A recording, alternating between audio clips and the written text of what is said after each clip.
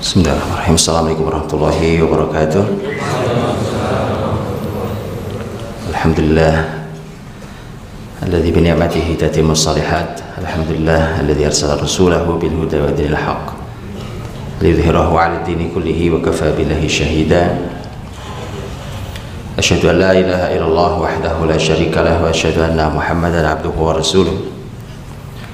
Allahumma salli wa sallim wa barik ala Muhammadin wa ala alihi wa sahbihi ajma'in.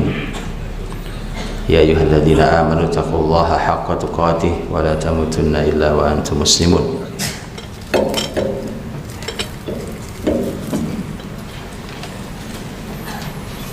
Allahumma bika asbahna wa bika amsayna wa bika nahya wa bika namutu wa ilaika nusyur. Amma ba'd.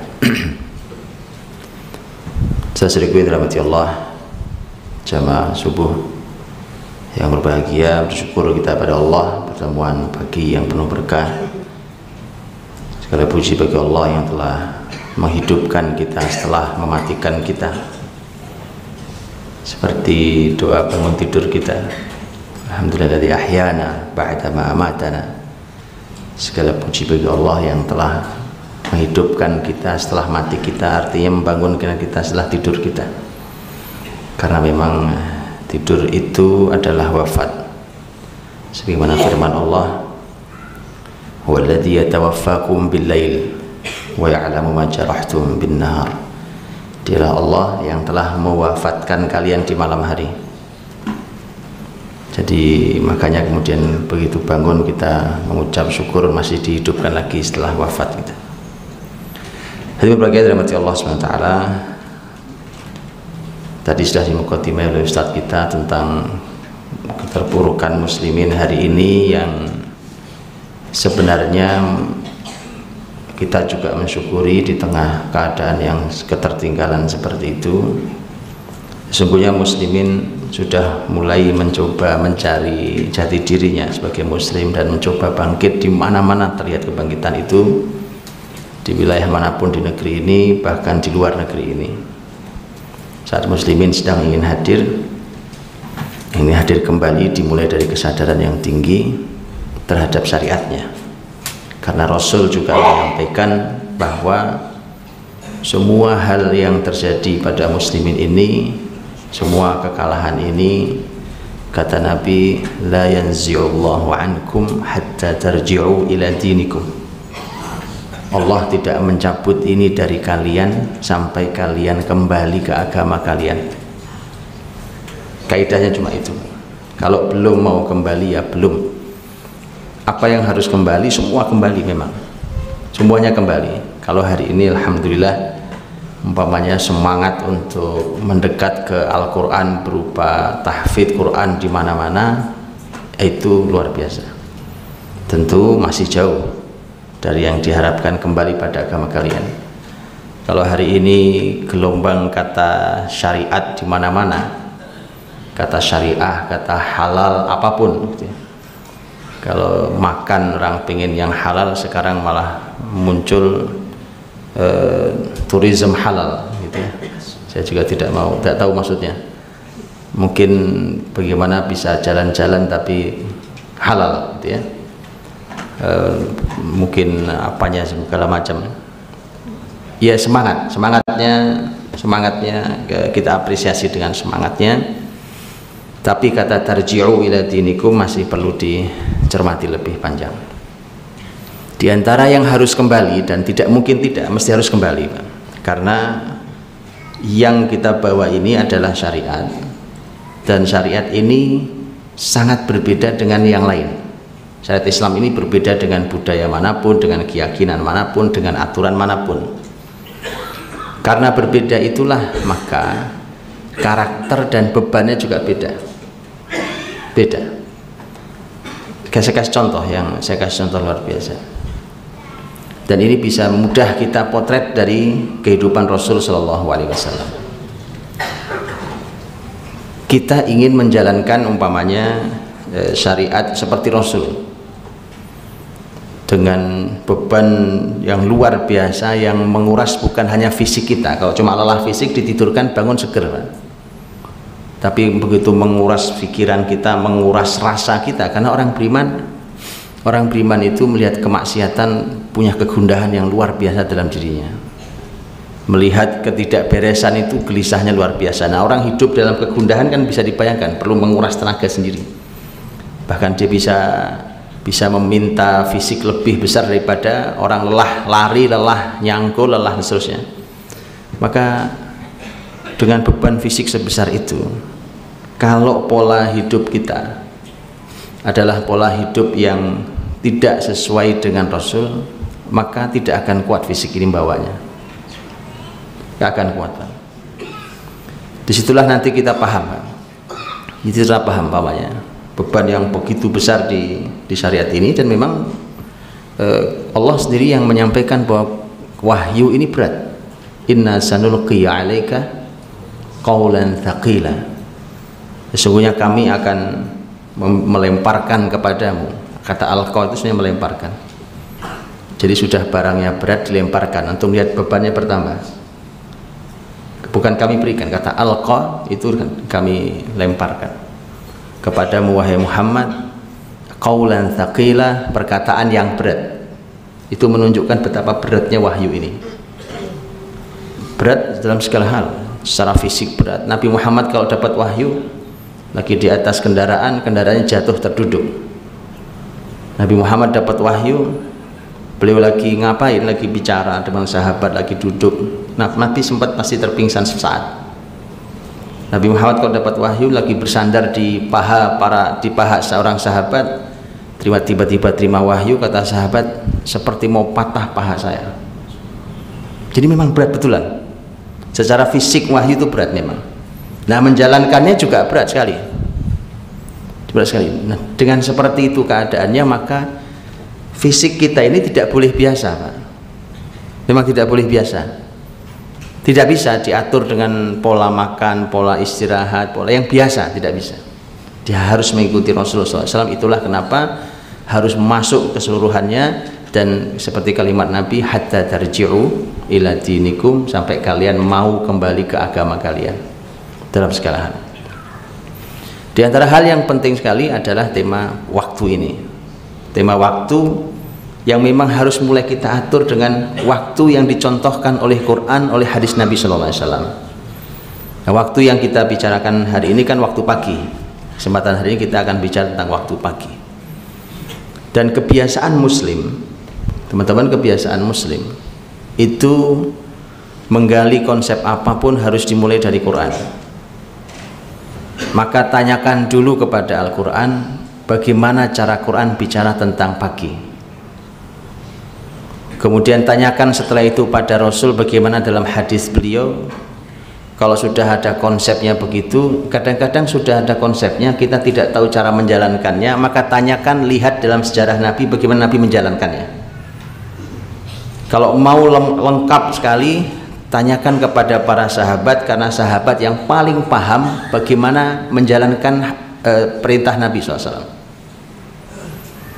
Maka lengkap menjadi teori dan praktek.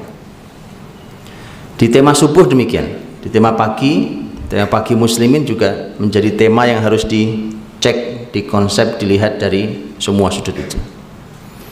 Jadi saya dirahmati Allah Subhanahu wa taala, orang-orang beriman ini, orang-orang beriman Masya Allah punya cara hidup yang berbeda. Kalau kita bahkan diminta untuk bangun sebelum waktu subuh, maka tentu itu bukan bangunnya orang selain muslim, Pak. Bukan kebiasaan bangunnya orang-orang yang malam harinya habis untuk sia-sia dan maksiat, bukan. Tidak akan pernah sama. Sehingga muslimin tidak boleh sama. Malam harinya harus beda, sebelum subuh harus beda, subuhnya akan berbeda, dan begitulah nanti sepanjang harinya. Nah, setelah dirahmati Allah, Al-Quranul Karim mengungkap tentang kata pagi dengan berbagai macam kata. Saya tidak akan bahas semuanya. Ada banyak kata yang dipakai, karena Quran terkadang menggunakan kata subuh, subh, baik kata dalam bentuk masdarnya as-subh atau dalam bentuk fi'ilnya. Fa subhanallahi hina tumsuna wa hina tusbihun, itu fiilnya, contoh fiil. Tapi juga kadang Quran mengungkap dengan istilah lain. Masih dalam rangkaian pagi, Quran mengungkap dengan istilah al-fajr. Begitu juga nanti kadang-kadang diungkap dengan fenomena alamnya. Fenomena alamnya, karena ada matahari, ada awan di pagi hari, dan berbagai macam yang oleh Quran dibahasakan berbeda-beda. Kalau teman-teman membuka kata subuh saja dalam Quran, maka akan dijumpai beberapa ayat di beberapa surat kata subuh ini, baik berupa tadi masdar ataupun kata kerja, yang dia memotret beberapa hal. Yang paling banyak dipotret adalah selain tema waktu yang subuh itu, tetapi juga ada dua tema besar yang lain, yaitu tema ibadah dan tema mengalahkan musuh. Ini menjadi menarik. Jadi selain tema waktu, jadi tema waktu was-subhi idza tanaffas, was-subhi idza tanaffas, demi waktu subuh yang bernafas. Tanafas itu nafas, nafas. Antum tahu waktu subuh bernafas? Apa maksud subhi idza tanaffas? Wal laili idza as'as was subhi idza tanaffas. Pernah antum tadabburi ayat ini? Subuh bernafas itu maksudnya apa?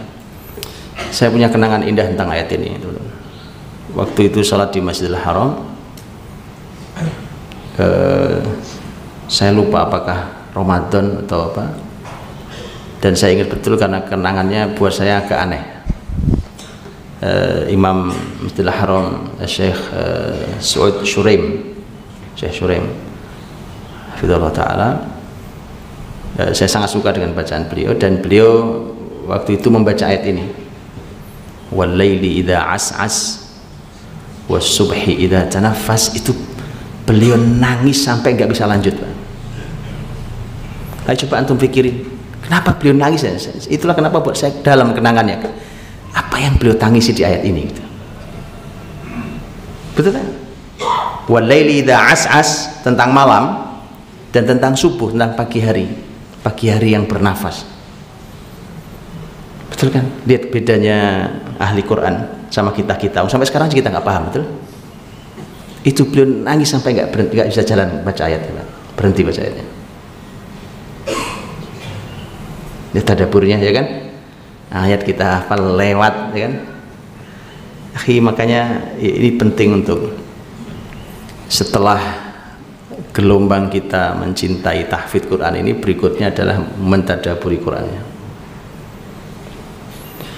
Nah, kembali bahwa bahkan ketika Allah bersumpah dengan was-subhi, juga wal fajri dan seterusnya, membuktikan, karena sumpah itu membuktikan betapa pentingnya, karena Quran Allah tidak bersumpah dengan hal yang sepele.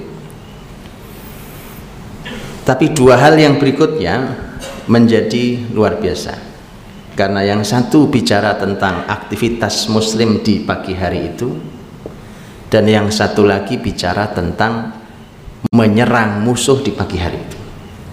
Jadi yang satu berhubungan dengan internal muslimin, ibadah muslimin, yang satu lagi berhubungan dengan muslimin melawan musuhnya. Dan ini ada dalam beberapa ayat. Umpamanya tadi ayat yang tadi saya bacakan, fasubhanallahi hina tumsuna wa hina tusbihun. Maha suci Allah saat kalian memasuki sore hari dan saat kalian memasuki pagi hari. Itu adalah kata tasbih, subhanallah, yang tafsir dari kata tasbih bisa tasbih zikir, bisa maknanya sholat dan seterusnya. Atau juga tentang ayat yang lain yang tidak menggunakan kata subh, pokoknya menggunakan kata bukrah. Bukrah itu pagi. fi buyutin adinallahu an turfa'a wa yudhkara fiha ismuhu yusabbihu lahu fiha fil ghudwi al-ghudwi di situ wal asal. Ini juga tema pagi. Jadi ungkapan kata pagi banyak di Quran. Pembahasan tentang beribadah di pagi dan sore hari disebut oleh Quran menggunakan beberapa kata, dan itu menunjukkan, dan itu terulang-ulang menunjukkan betapa pentingnya ibadah pagi dan sore itu.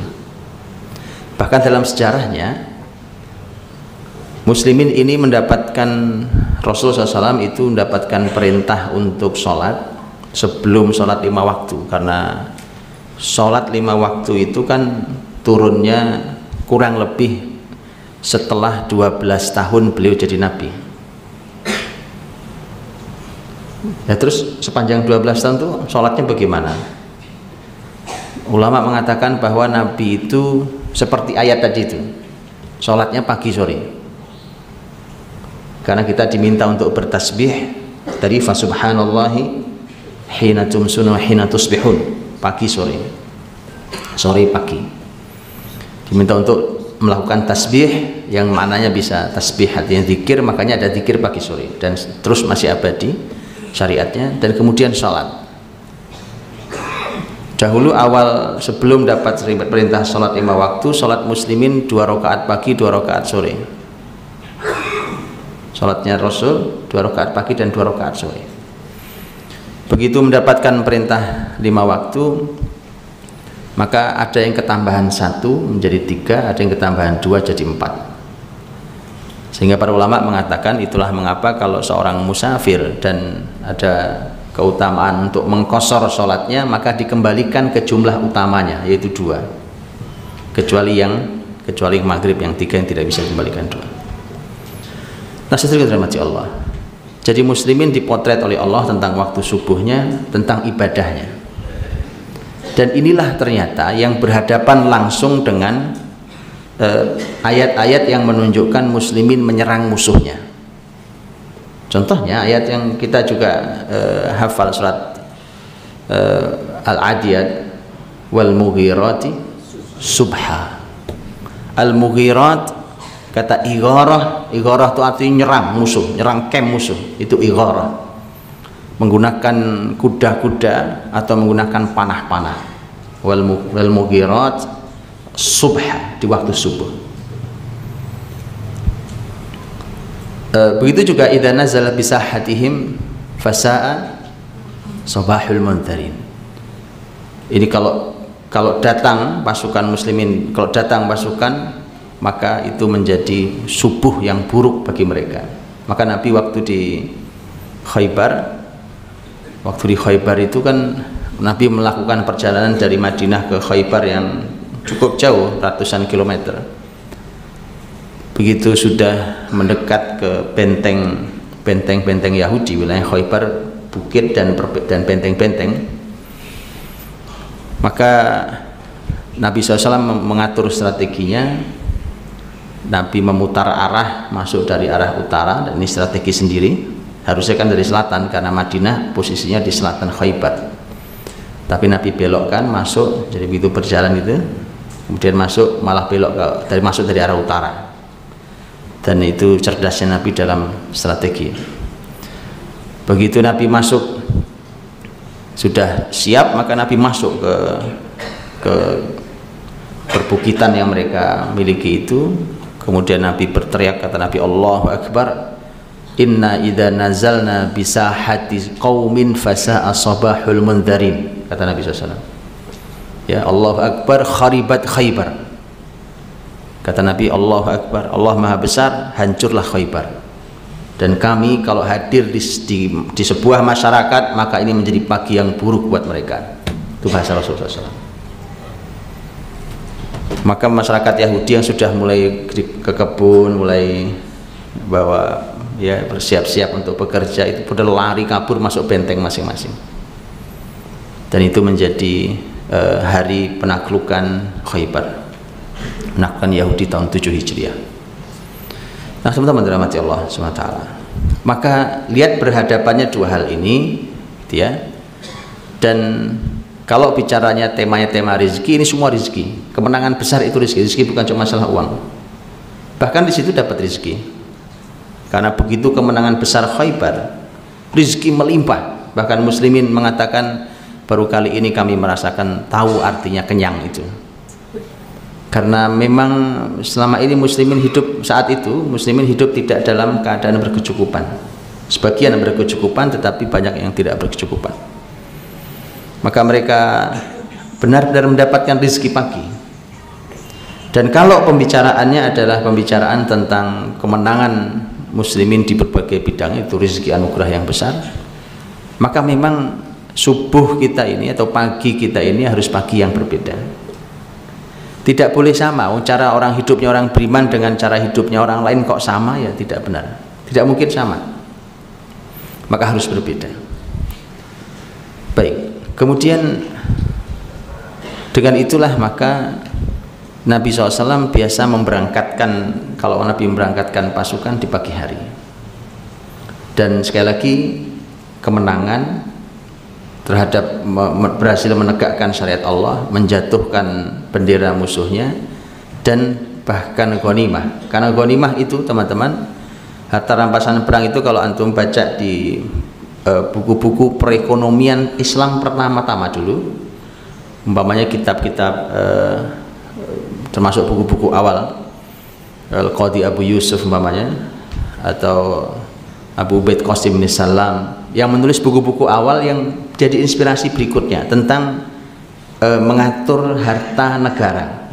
Maka muncullah kitab Al-Kharaj, muncullah kitab Al-Amwal. Itu di situ memasukkan ghanimah sebagai bagian penting dari income negara. Ghanimah itu karena besar, angkanya sangat besar. Tidaklah kekhilafahan Islam perekonomiannya berubah luar biasa di masa Khalifah Umar radhiyallahu anhu, kecuali setelah muslimin berhasil membuka wilayah-wilayah itu.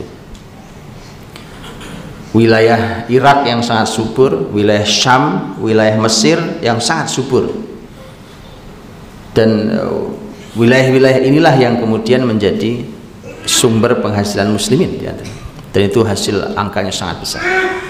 Dan itu semuanya hadirin dirahmati Allah, Quran memotretnya, pembahasan tentang wal mughirati subha, pembahasan tentang penyerangan musuh di pagi hari. Nah kemudian hadirin, Al-Quran Al-Karim juga memotret aktivitas sebelum waktu subuh, dan itu adalah waktunya orang beriman bangun, yaitu waktu sahar. Waktu sahar Allah berfirman, wabil asharihum yastaghfirun. Dan pada waktu sahur, waktu sahur berarti harus sebelum subuh, karena subuh sudah selesai sahurnya. Apapun waktu sebelum subuh, waktu sahar. Pada waktu sahur itu, waktu pagi itu, muslimin beristighfar, yastaghfirun.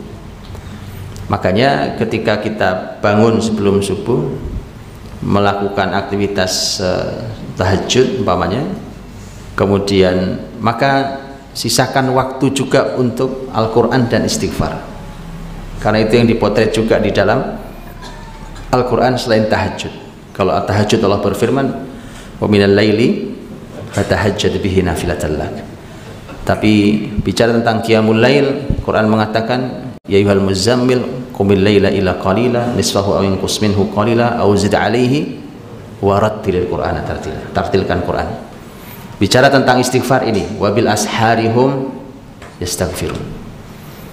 Jadi waktu sahur, setelah aktivitas tahajudnya kemudian baca Qurannya, ternyata ada aktivitas istighfar secara spesial. Ini spesial, jadi 3 poin itu saya hanya ingin bicara tentang istighfar. Istighfar, teman-teman dirahmati Allah, inilah yang bisa jadi kita menganggapnya memang tidak nyambung, tetapi orang beriman masya Allah istighfar. Lihatlah bagaimana Nabiullah Nuh alaihissalam dalam surat Nuh ketika mengiming-imingi masyarakatnya yang tidak kunjung mau beriman supaya mau beriman, dan selalu begitu teman-teman ya, bahasanya orang yang tidak beriman itu bahasa harta, bahasa duniawi, baru kalau bicara nyambung. Nah, kalau pembahasan ngobrol kita kok cuma ngobrol harta, berarti memang level kita belum naik. Jadi kalau segala hal di kepala kita adalah harta, memang level kita belum naik. Karena mengiming-imingi mereka itu level mereka yang belum beriman itu. Ngiming-imingi supaya mau beriman tapi pakai urusan harta. Lihat ayatnya, faqultu astaghfiru rabbakum innahu kana ghaffara yursilis samaa'a 'alaikum midrara wa yumdidukum bi amwalin wa banina wa yaj'al lakum jannatin wa yaj'al lakum anhara. Nabi Nuh ngadu pada Allah, ya Allah, aku sudah pernah berkata pada mereka, ini nggak kunjung beriman juga mereka. Istighfarlah kalian pada Rob kalian, karena Dia Maha Pengampun. Kalau kalian sudah istighfar, Allah berikan balasan. Yursilis samaa'a 'alaikum midrara. Allah kirimkan hujan yang deras. Mereka perlu hujan karena padang pasir, perlu hujan yang cukup. Yursilis samaa'a 'alaikum midrara wa yumdidukum bi amwalin wa banin. Dan kalian diberi Allah al-amwal wal banin, harta dan anak keturunan. Jadi kasih hujan dulu, begitu hujan kemudian keturunan, begitu kemudian harta, kemudian keturunan. Wa yaj'al lakum jannati wa yaj'al lakum anhara. Kemudian Allah menjadikan untuk kalian kebun-kebun yang hijau. Hijau itu kenikmatan sendiri. Wa yaj'al lakum anhara, dan Allah jadikan sungai-sungai yang mengalir, ada airnya sungainya. Hal ini ternyata sumber awalnya adalah istighfar. Karenanya Imam Al-Hasan Al-Basri rahimahullah taala, imam ulama tabi'in, ketika suatu hari beliau didatangi, lagi duduk di majelisnya, didatangi oleh orang datang mengeluh tentang kemiskinan. Kata Imam Hasan Basri, istighfar, kamu istighfar yang banyak. Datang lagi orang ngadu masalah yang lain, kata beliau, istighfar, berbanyak istighfar. Dan hari itu datang beberapa orang dengan masalah berbeda-beda, solusinya Imam Al Hasan Al Basri adalah istighfar. Sampai muridnya nanya, ya Syekh, ini dari tadi orang datang bolak-balik masalahnya beda-beda, kenapa solusinya istighfar? Kata beliau, tidakkah kau membaca ayat faqultu astaghfiru rabbakum innahu kana ghaffara yursilis samaa'a 'alaikum midrara wa yumdidukum bi amwalin wa banina wa yaj'al lakum jannati wa yaj'al lakum anhara. Jadi istighfar itu kan orang memohon ampun, astagfirullah, orang mohon ampun pada Allah Subhanahu wa taala. Orang mohon ampun pada Allah Subhanahu wa taala, ternyata efeknya itu sampai pada urusan fisik. Kan urusan hujan itu urusan fisik. Urusan harta, urusan anak, urusan hijau kebun yang indah, urusan sungai yang mengalir. Itulah memang begitu gaya hidup orang beriman. Orang beriman tugas istighfar. Setelah itu Allah balas, itu balasan dari Allah Subhanahu wa taala. Dia jadi istighfar itu. Itulah mengapa kalau tidak kunjung hujan, kan kita disyariatkan untuk salat istisqa, bukan?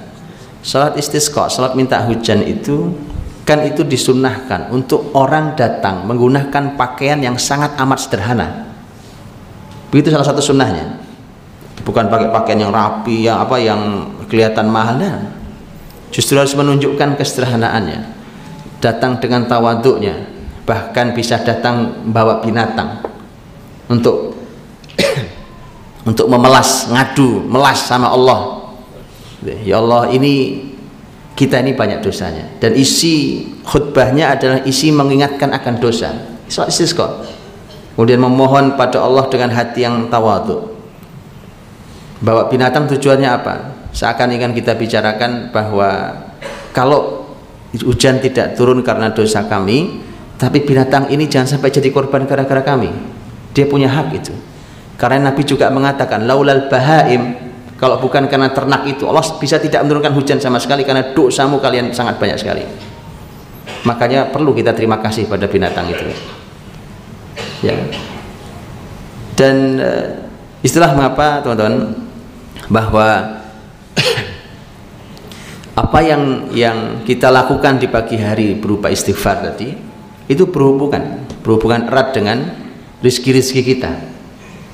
gitu ya. Jadi apapun masalah antum ini kan, yang rezekinya masalah, yang kesehatannya masalah, yang belum juga dapat jodoh ya kan, yang itu apapun masalahnya, solusinya istighfar.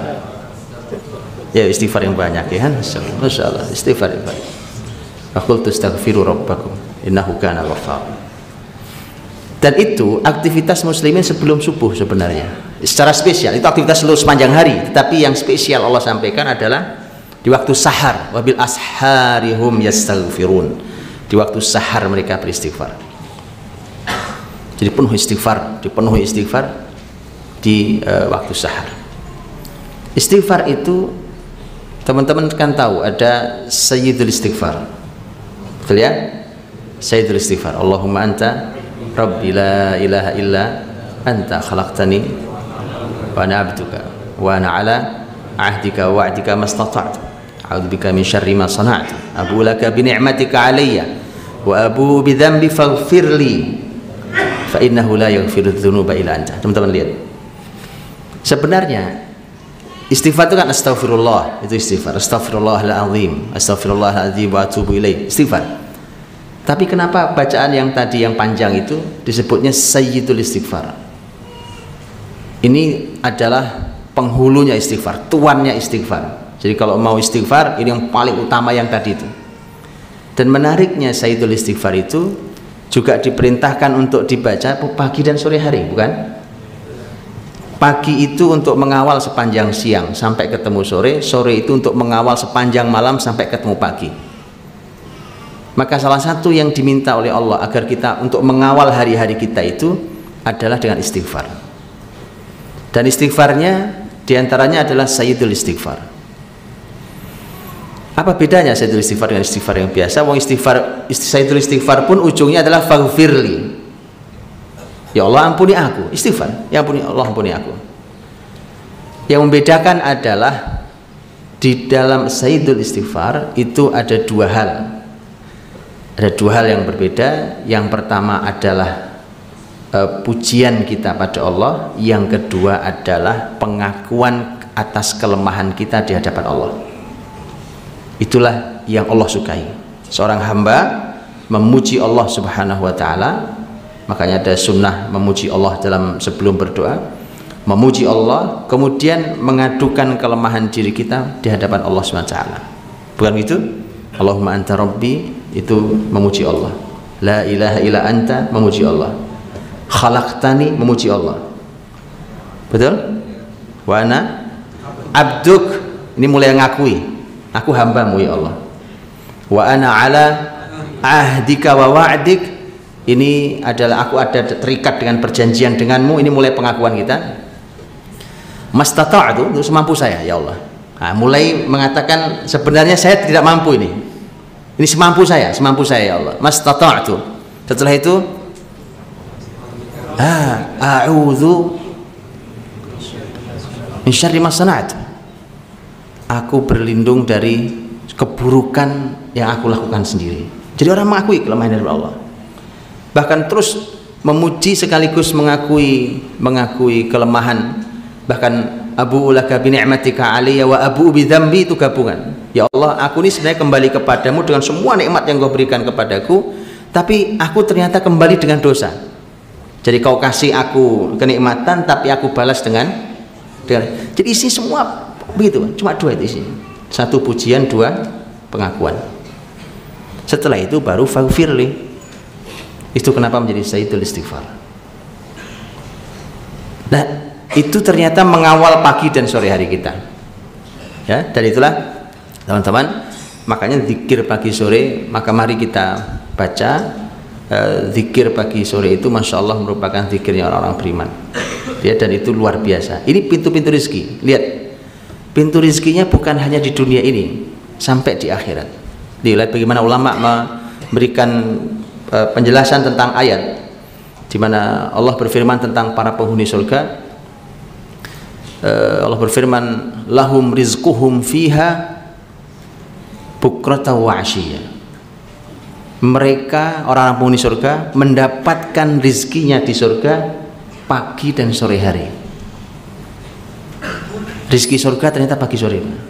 Pagi sore dapat rizki. Ulama menyampaikan, mengapa rizkinya pagi sore? Kenapa rizkinya pagi sore? Ini sebagai balasan atas orang-orang beriman berzikir kepada Allah di pagi sore hari waktu di dunia. Itu satu. Yang kedua juga balasan Allah atas orang-orang beriman menahan dirinya dari makan, dari minum. Kan kalau orang zikir nggak mau sambil makan, Pak. Zikir ya zikir, ya nggak sambil makan minum. Berzikir ya berzikir. Maka karena dia menahan diri itulah, maka kemudian nanti di surga Allah berikan rizki pagi sore hari, karena dia menahan rizki pagi sore gara-gara untuk berzikir pada Allah pagi sore hari. Dan bukankah itu yang Allah sampaikan, orang-orang yang penghuni surga itu adalah orang yang berhasil masuk surga adalah orang-orang yang wanahan nafsa 'anil hawa fa innal jannata hiyal ma'wa. Orang-orang yang berhasil nahan nafs itu naha itu melarang, nafs itu jiwa kita, 'anil hawa dari hawa nafsu kita. Karenanya orang beriman itu harus punya kemampuan melarang jiwanya. Nah, berarti harus ada ngobrolnya, Pak. Harus ada bincang dengan jiwanya. Nggak boleh, wahai jiwaku. Masya Allah, ini orang-orang soleh dulu biasa ngobrol sama jiwanya, Pak. Penyair, salah satu penyair hebat sahabat, yaitu sahabat mulia Abdullah bin Rawahah radhiyallahu anhu, yang meninggal di Mu'tah, di perang Mu'tah, karena Nabi SAW mengutus muslimin ke arah Mu'tah. Mu'tah itu sekarang masuk wilayah Yordania, dan artinya jauh dari Madinah, jauh ke arah Yordania. Dan Mu'tah ini Nabi mengirim tiga panglima sekaligus bergantian. Kan Nabi tunjuk ke putra angkat beliau, kan, Zaid bin Harithah radhiyallahu anhu, kemudian Ja'far bin Abi Thalib, kemudian Abdullah bin Rawahah. Itu bergantian karena Nabi sudah katakan kalau ini meninggal ganti ini meninggal ganti ini. Semua sahabat tahu tiga-tiganya, oh kalau itu saya meninggal. Jadi sahabat itu masya Allah, oh kalau gitu saya meninggal deh, iya. Karena Nabi sudah tunjuk kalau ini meninggal ganti yang ini meninggal ganti yang ini, dan tiga-tiganya meninggal. Tiga-tiganya sekarang dimakamkan, ada makamnya di Jordania. Abdullah bin Rawahah itu begitu melihat musuh dan dia sudah harus pegang kendali itu kepemimpinan, itu sempat gentar jiwanya, sempat gentar jiwanya itu karena melihat musuh begitu besarnya pasukan Romawi. Begitu gentar apa yang dilakukan oleh Abdullah bin Rawahah, karena dia seorang penyair, maka dia bersyair. Isi syairnya apa? Ngobrol dengan jiwanya sendiri, bicara dengan jiwanya. Ini diantara bunyi syairnya, diantaranya dia mengatakan bahwa wahai jiwaku, kalaupun kau tidak terbunuh di sini, kau kan juga akan mati. Jadi silahkan pilih aja, kamu mau mati di mana, ya kan? Kalaupun tidak mati, nggak terbunuh di perang ini, toh nanti juga mati sama aja gitu. Cuma di sini mati mulia nih. Dan nanti salah satu kalimat penutupnya dia mengatakan, mali araki takrahinal jannah. Wahai jiwaku, mengapa aku lihat engkau membenci surga? Jadi diajak ngobrol jiwanya, Pak, itu. Gitu ya. Antum biasa ngajak ngobrol jiwa. Ayo diajak ngobrol, karena itu tadi ayat wanahan nafsa 'anil hawa. Orang yang mampu melarang. Ngelarang itu kan pakai obrolan. Melarang jiwanya. Abdullah bin Rawahah itu sampai keluar betul kalimatnya, ngobrol sama dirinya sendiri. Antum kalau ke makamnya Abdullah bin Rawahah, itu syairnya itu dituliskan di makamnya sekarang. Syairnya Abdullah bin Rawahah itu ditulis di makamnya. Mali araki takrahinal jannah. Mengapa aku lihat wahai jiwaku engkau membenci surga? Ayo maju, kenapa takut? Padahal dirinya sendiri aja ngobrol. Masya Allah. Dan wanahan nafsa 'anil hawa, melarang jiwa. Jadi orang yang mampu menahan dirinya, melarang jiwanya dari hawa nafsunya. Fa innal jannata hiyal ma'wa, maka surga adalah tempatnya. Jadi kemampuan orang menahan dirinya. Nah, teman-teman dirahmati Allah SWT. Kemudian juga selain tadi zikir pagi sore tadi ya, zikir pagi sore tadi sebagian para ulama mengatakan bahwa mengapa rizkinya penghuni surga pagi dan sore hari, karena ternyata di dunia itu orang-orang beriman saat itu, di waktu itu mereka nahan makan gitu ya, nggak sempat makan, wong mereka berzikir, mereka zikir. Nah itu Allah balas.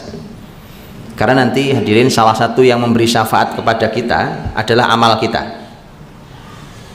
Al-Quranul Karim yang kita akrabi di dunia, dia akan memberi syafaat untuk kita, dan dia akan berkata pada Allah, ya Allah beri dia syafaat karena dulu akulah yang membuat dia menahan ngantuknya. Betul kan? Jadi memang sudah dari dulu gitu Pak, baca Quran tuh ngantuk kadang-kadang. Karena dia mampu menahan dirinya dari, harusnya sudah ngantuk tidur, tapi dia masih membaca Al-Qurannya gitu ya, lelah dia. Masya Allah, para penghafal Quran duduk lelah, dia tahan jiwanya, itulah orang-orang yang akan dapat kemuliaan. Dan itu yang nanti akan dilaporkan langsung oleh Al-Quran. Ya Allah, dulu aku yang membuat dia mampu bertahan kayak begini nih, maka beri dia syafaat. Persis sama dengan puasa, as-saum, puasa juga akan memberikan syafaat, dan dia berkata pada Allah, ya Allah dulu akulah yang membuat dia menahan makan dan minumnya. Jadi memang menahan diri itu kebiasaan orang beriman hadirin, bukan mengumbar diri. Mengumbar diri itu binatang. Baik. Dan itu pagi hari diantaranya, ada tema pagi, dan Masya Allah jangankan cuma di dunia, rizkinya di akhirat saja pembahasannya juga pagi hari dan sore hari. Kemudian juga hadis Nabi SAW yang sahih muttafaq alaih, yang disampaikan oleh sahabat mulia Abu Hurairah radhiyallahu anhu tentang tema infak di pagi hari. Ma min yaumin yusbihul ibad, tidak ada satu hari, tidak ada satu pagi ya, tidak ada satu hari di mana pagi hari itu para hamba hadir di pagi hari itu, kecuali ada malakan, ada dua malaikat. Yang satu berkata, Allahumma a'ti munfiqan khalafa, ya Allah berikan kepada orang yang berinfak khalaf. Kata khalf dalam bahasa Arab itu artinya belakang Pak. Belakang itu maksudnya ada yang nyusul di belakang. Ini jalan, ada yang nyusul, hilang, datang lagi yang belakang, itu kata khalf namanya. Sehingga diterjemahkannya menjadi pengganti. Saya datang kemudian pergi, di belakang sudah ada yang gantikan, terus begitu terus.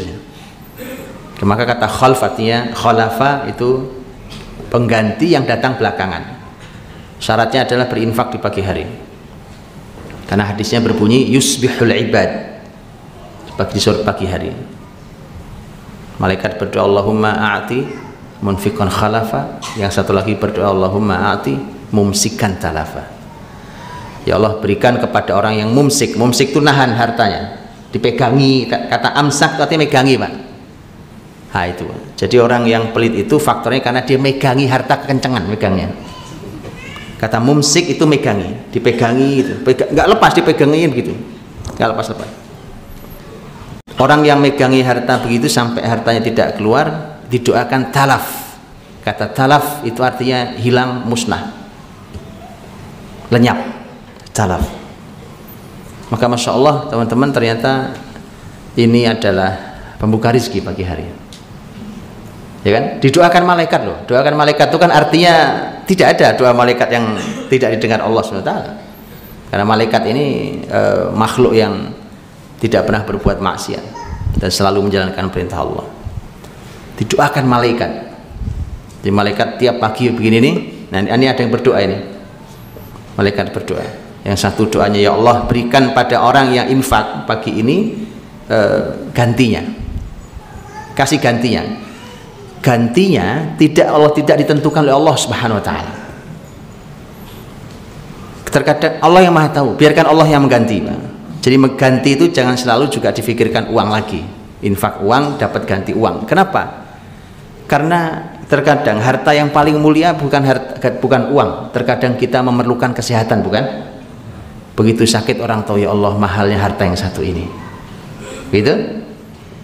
Itu makanya biarkan Allah yang tahu gantinya apa, terserah Allah. Makanya kalimatnya pun khalafan.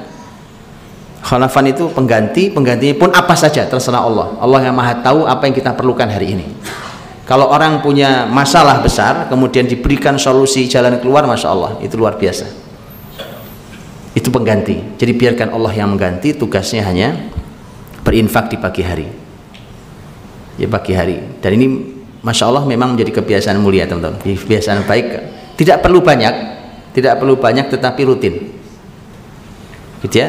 Karena itulah konsepnya adalah sebagaimana yang disampaikan oleh Rasul SAW, ahabul a'mali ilallahi adwamuha wa inqal. Amal yang paling Allah cintai adalah yang paling dirutinkan. Mana yang paling diistiqomahi, dijaga rutinitasnya walaupun sedikit. Jadi memang tidak perlu banyak tapi rutin. Bagaimana kalau rutin dan banyak? Nah, itu nggak usah dijawab kalau itu. Nah, itu sudah jelas, rutin banyak kok. Nabi ingin memberikan, karena biasanya begitu, yang banyak suka nggak rutin. Karenanya kata Nabi rutinkan, terus adwam, didawamkan. Wa in qalla, walaupun sedikit. Nah, itu infak pagi hari. Orang yang nahan hartanya, dia tahan hartanya, dia pegangi kuat-kuat, tidak dia berikan hak orang lain, tidak dia keluarkan, tidak dia infakkan dan seterusnya, malah didoakan ludes hartanya, Pak. Kan bayangan manusia itu kalau saya tahan-tahan nggak saya berikan ke orang, kan saya makin kaya. Ternyata tidak. Makanya hitungan matematika langit beda dengan hitungan matematika manusia di bumi ini. Matematikanya beda. Ya kan, ini contohnya. Kan kalau hitungan kita, belajarlah ilmu accounting, kan? Accounting hitungannya kan jelas, wah ini uang saya begini, wah ini masih banyak, ya kan? Tapi kalau di dalamnya ada hak orang lain yang tidak Anda berikan, ini harta dalam ancaman kehancuran. Nggak lama ditalaf, karena malaikat tiap pagi berdoa. Tiap pagi berdoa itu, Allahumma a'ti mumsikan talafa. Itu matematika rezeki itu memang berbeda. Makanya Allah dari awal sudah menyampaikan wa fis samaa'i rizqukum wa ma tu'adun. Dan di langitlah rizki kalian dan apa yang dijanjikan untuk kalian. Ada beberapa tafsir tentang kata ini, di langitlah adanya rizki kalian, itu ada beberapa tafsir. Tapi diantaranya dari teks zahirnya terlihat bahwa rizki kita di langit, ya. Jadi kita berjuang berjibaku di dunia ini, tapi ternyata rezekinya bukan di sini, Mas. Kan di sini kita kerja, di sini kita mencari uang, tapi ternyata rezeki kita tidak di sini, tidak di bumi ini, tapi di langit sana. Makanya seharusnya matematika rezeki itu harus pakai matematika langit. Yang tadi diantaranya tadi itu. Contoh, umpamanya kalimat Nabi Sallallahu Alaihi Wasallam. Nabi ketika menyampaikan bahwa kata beliau, siapapun yang masih menolong saudaranya, masih Allah akan tolong. Wallahu fi aunil abdi maka al abdu fi auni akhi. Allah masih selalu membantu seorang hamba kalau hamba masih mau bantu saudaranya. Itu matematika langit, Pak. Karena kalau bantu orang lain itu mesti berkurang harta kita. Nah, yang bantu orang lain yang tadinya 10 tinggal 5, karena yang 5 kita kasih orang lain. Itu matematika dunia, Pak. Tapi matematika langit tentang rezeki ternyata gantinya adalah kapanpun kalian akan dibantu Allah Subhanahu Wa Taala. Dan itu indah sekali. Oh, kamu perlu ini, oh kamu perlu ini, kan gitu, Pak. Itu semacam kita membeli apa saja. Ya Allah, saya beli ini dengan 5 tadi itu saya beli, dan setelah itu aku serahkan, terserah gantinya apa, karena Engkau yang maha tahu saya sekarang perlu apa. Itu belinya. Kan sampai tema surga pun jual beli, kan? Innallaha ashtara minal mu'minina anfusahum wa amwalahum bi anna lahumul jannah. Sesungguhnya Allah membeli, tuh beli, Pak. Kita sama Allah itu memang jual beli. Sesungguhnya Allah membeli jiwa dan harta orang-orang beriman itu dibeli dengan surga. Itu memang temanya adalah tema jual beli. Nah, itu dari mulai istighfar, kemudian zikir pagi sampai sampai kemudian infak di pagi hari, Masya Allah menjadi pintu-pintu keberkahan. Dan terakhir teman-teman dirahmati Allah, waktu pagi sendiri begini, ini adalah pintu keberkahan dan itu rezeki diantaranya. Makanya pembahasan tentang rezeki itu sebenarnya include di dalam tema keberkahan itu, karena salah satu maknanya hanyalah rezeki itu hanya salah satu makna dari kata berkah itu. Sesuai dengan hadis Nabi SAW yang diriwayatkan oleh sahabat mulia Sakhr, di mana Rasul Shallallahu Alaihi Wasallam berdoa untuk kita semua, Allahumma barik li ummati fi bukuriha, ya Allah berkahilah umatku di pagi harinya. Jadi waktu pagi sendiri itu ada keberkahannya. Nah, kata bukur itu ini masih termasuk hitungan pagi hari ini, sekarang ini. Maka di waktu pagi ini kita semua ada dalam naungan doa Nabi keberkahan itu. Dan perawinya sendiri, yaitu sahabat ini, Sakhr ini, itu beliau dengan doa itu dia praktekkan untuk bisnisnya. Jadi pagi-pagi itu dia sudah kirim para karyawannya untuk buka tokonya di pasar. Pagi-pagi itu, setelah tugas sebagai seorang muslim selesai di masjidnya, langsung buka. Kenapa? Karena berharap berkah tadi, berkah pagi. Dan benar, ternyata Sakhr menjadi pengusaha dengan harta yang melimpah. Jadi harta uang itu hanya sebagian dari pembahasan keberkahan. Jadi ambil keberkahan di pagi hari seperti ini, gitu ya. Makanya sahabat mulia Abdullah bin Abbas radhiyallahu anhuma itu di waktu duha pernah ngelihat anaknya tidur, Pak. Tidur waktu duha. Ini sebentar lagi waktu duha, maksudnya lagi. Betul lihat anaknya tidur di waktu duha, kemudian ditegur sama sang ayah, sama Abdullah bin Abbas. Apakah kamu tidur di waktu Allah membagi rezeki? Gitu. Jadi kalau teman-teman tidur di waktu duha, nggak kebagian rezekinya. Allah lagi bagi-bagi rezeki, kalian tidur. Begitu ya? Itu Masya Allah, itu kalimat orang hebat, Abdullah bin Abbas, ilmuwan besar kalangan sahabat. Karena tadi ini tebaran pagi ini, tebaran keberkahan. Jadi pagi ini tebar keberkahannya berdasarkan doa Rasul Shallallahu Alaihi Wasallam. Ya, jadi tidur pagi nggak ada tempatnya ya. Makanya ini rangkaian teman-teman, rangkaian. Kalau antum kalau pagi ya kan, kalau malamnya sampai larut ya pastilah paginya ngantuk. Bangun hanya untuk sholat subuh, kemudian tidur lagi.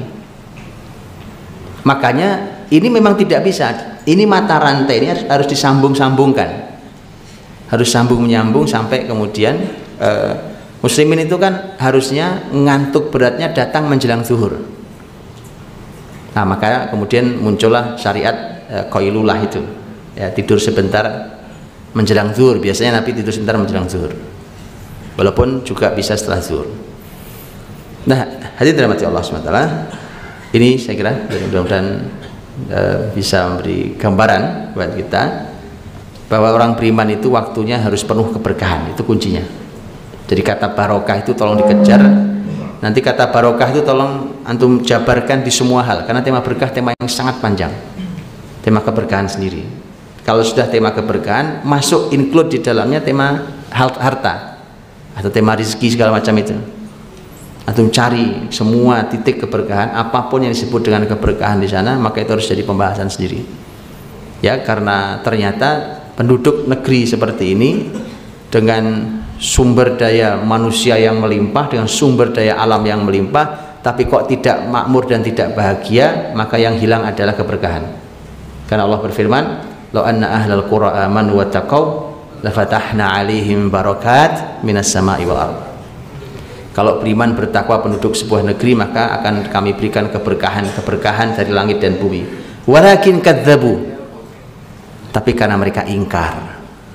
Itu karena ingkar, walakin kadzabu fa akhadnahum bima kanu yaksibun, maka kami hukum mereka dengan sebagian ulah mereka sendiri. Cuma sebagian, Pak. Karena kalau setiap dosa kita selalu dibalas di dunia, nggak kuat kita. Jadi hukuman-hukuman ini sebenarnya hanya sebagian dari ulah kita, efek dari sebagian ulah perilaku yang maksiat, dan jadi yang kurang adalah keberkahannya. Ya, kalau sudah semelimpah luar biasa tapi kok kemudian tidak kunjung muncul bahagianya, nah itu maka yang menjadi masalah adalah keberkahan yang hilang. Dan keberkahan itu tadi syarat besarnya adalah iman dan takwa, tapi kemudian teknis detailnya termasuk diantaranya pembahasan pagi hari. Pagi hari dijagain betul, di waktu pagi itu dijaga betul, makanya orang beriman jangan kesiangan ya, dan kalau waktu pagi jangan tidur, jangan tidur. Seperti Abdullah bin Abbas tadi katakan, apakah kamu tidur nak di saat Allah sedang membagi rezeki sekarang ini? Wallahu a'lam bishawab. Semoga ada manfaatnya.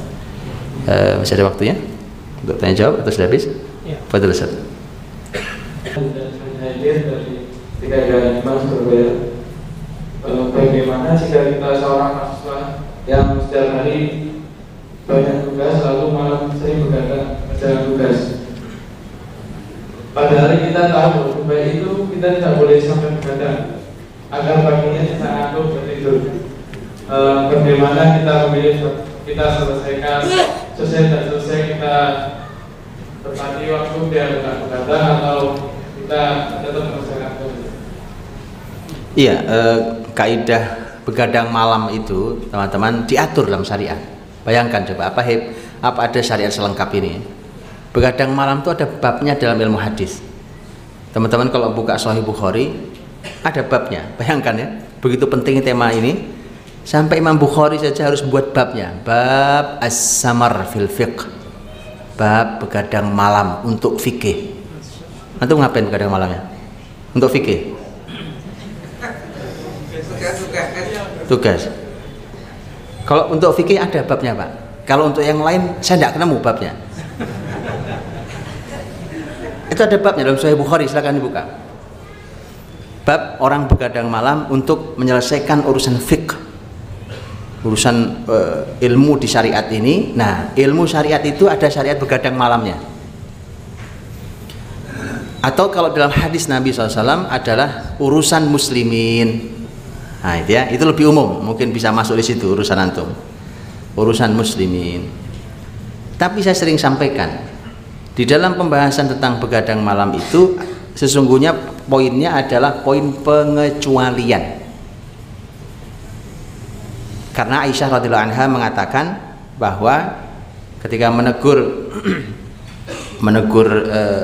ponakannya yang begadang ngobrol habis sholat isya, Aisyah mengatakan tidak begini nak cara Nabi menghabiskan malam. Nabi tidak suka tidur sebelum isya, tapi Nabi juga tidak suka begadang melek setelah isya, kecuali ada urusan muslimin. Namanya kecuali, saya bilang kalau antum paham kata kecuali, pengecualian itu nggak banyak. Apa ada pengecualian banyak? Apa ada? Ini jamaah umpamanya jumlahnya umpamanya 300 orang umpamanya, ngaji rutin jumlahnya segini umpamanya, tiba-tiba yang datang cuma 5 orang. Antum cara mengungkap kata kecuali itu mesti yang sedikit Pak. Karena kalau enggak, ngapain nyebutin siapa yang hadir Mas? Yang hadir sebenarnya sih semuanya hadir Mas, kecuali gitu ya. Padahal dari 300 tuh yang hadir cuma 10 orang hari itu, entah karena apa ya kan. Hadir Mas yang ngaji 300 kayak biasanya, hadir Pak, hadir semua, hadir kecuali. Lah kecuali mana? Mending antum balik kalimatnya, nggak ada yang hadir Mas, kecuali, betul kan? Cuma 10 fulan 10. Kecuali itu selalu sedikit teman-teman. Jadi ada begadang itu ada ilmunya dalam Islam ya, tetapi tadi namanya pengecualian dia tidak akan pernah banyak, sekali-kali mungkin. Bagaimana kalau aktivitas kita menuntut untuk itu semua? Tentu begini teman-teman, kita ini punya banyak pilihan dalam hidup ya. Jangan mudah kita kalah oleh keadaan. Sering-sering kita bilang wah susah Pak keadaannya, wah susah Pak sistem. Kenapa? Emang anda budak? Kalau anda budak, anda terikat oleh tuan, ya kan? Kita hidup merdeka, hidup kita merdeka, masya Allah. Kita bisa atur hidup kita. Saya mau lakukan ini begini, saya nggak mau, bisa pindah besok ke sana. Kan begitu. Saya mau dengan syarat begini, itu orang merdeka. Orang merdeka. saya punya pilihan-pilihan. Nah, setidaknya dilatih. Latihlah di waktu kosong, waktu liburnya silahkan dilatih. Nanti kalau sudah ketemu nikmatnya, pasti akan menuntut berikutnya. Namanya nikmat itu. Pasti menuntut berikutnya. Tapi cobain dulu. Kalau waktunya lagi libur, ya kan? Maka ya jangan begadang malam. Nikmati itu. Saya dulu sudah lama, sudah sangat lama. Dulu saya bilang ke pengajian isinya anak-anak muda, saya bilang, yuk kita cobain yuk. Saya bilang, saya sampaikan materi tentang begadang ini. Kemudian saya bilang, cobain, kita coba. Nanti pekan depan ketemu, saya mau tanya laporannya. Ngaji-ngaji begini. Ketemu minggu depan, saya tanya laporannya. Bagaimana pengalaman antum menjalankan tema ini? Ternyata jawabannya unik. Iya Ustadz, ternyata susah tidurnya. Jadi bukan susah bangunnya. Kenapa? Karena matanya sudah terlatih melek malam. Itu memang siklus yang harus diubah kan. Nanti kalau siklus ini antum ubah, kesininya akan berubah. Antum sebelum zuhur pasti ngantuk, Pak. Itu siklus itu memang. Tapi kalau enggak lancar jaya ya kan, nanti tidurnya malah habis subuh itu. Nah, itu siklusnya malah salah, harus digeser. Hidup ini begitu. Jadi harus di-manage itu, mana yang salah mata rantainya ya digeser mata rantainya. Jangan terus dalam keadaan yang sama kalau memang tidak tepat. Ayo kita ubah. Jadi untuk waktu libur dicobain, nanti kalau nikmat pasti akan menuntut hari-hari yang lain. Ya, insya Allah banyak aktivitas yang bisa kita lakukan, dan bumi Allah ini luas. Famshu fi manakibiha, ya kan? Silahkan berjalan di jalan-jalan di bumi ini untuk cari rezeki, itu banyak jalan untuk cari rezeki. Insya Allah. Jadi mudah-mudahan dimudahkan. Wallahu a'lam. Baik, kita tutup dengan doa. Mudah-mudahan Allah berkahi pagi hari kita dan Allah berikan kita rezeki yang halal. Allah berikan kepada kita solusi atas seluruh permasalahan kita. Allahumma shalli wa sallim wa barik ala sayyidina Muhammadin wa ala alihi wa sahbihi ajma'in. Walhamdulillahi rabbil alamin. Hamdan yuwafi ni'amahu wa yukafi'u mazidah. Ya Rabbana lakal hamd wa lakas syukru kama yanbaghi li jalali wajhikal karimi wa 'azimi sultanik. Allahumma barik lana fi a'malina wa barik lana fi a'marina. Allahumma barik lana fi awqatina. Allahumma barik lana fi ta'amina wa syarabina wa madinatina wa biladina. Allahumma la sahla illa ma ja'altahu sahla wa anta taj'al hazna idha syi'ta sahla. Rabbi yassir wa la tu'assir. Rabbi tammim bil khair. Rabbana taqabbal minna innaka antas sami'ul alim wa tub alaina innaka antat tawwabur rahim waghfir lana innaka antal ghafurur rahim. Rabbana atina fid dunya hasanah wa fil akhirati hasanah wa qina adzabannar. Subhana rabbika rabbil izzati amma yasifun wa salamun alal mursalin walhamdulillahi rabbil alamin. Subhanakallahumma wa bihamdika asyhadu an la ilaha illa anta astaghfiruka wa atubu ilaik. Mohon maaf atas salah kurangnya. Assalamualaikum warahmatullahi wabarakatuh.